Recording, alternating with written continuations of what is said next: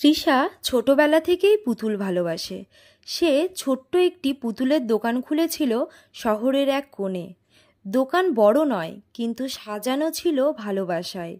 পুতুলগুলো সে নিজেই বানাতো, কাপড় কেটে, সুতো দিয়ে, ছোট ছোট বোতাম লাগিয়ে। প্রতিটি পুতুলের ছিল এক একটা গল্প।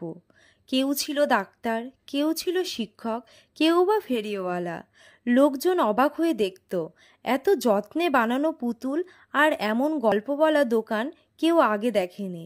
শিশুরা তো বেজায় খুশি। একদিন এক চুপচাপ ছেলে দোকানে এলো। হাতে তার টাকা ছিল না, শুধু কৌতূহলী চোখে তাকিয়েছিল একটা পুতুলের দিকে। তৃষা হেসে পুতুলটা তার হাতে তুলে দিল, বলল, এই পুতুলটা এখন থেকে তোমার, বন্ধু। ছেলেটা প্রথমে কিছু বলল না, পরে ধীরে ধীরে তার মুখে হাসি ফুটে উঠল। পরের দিন সে এসে একটি কাগজ দিল, একটি ছবি আঁকা, পুতুল আর তৃষার। নিচে লেখা, আমার জীবনের প্রথম উপহার।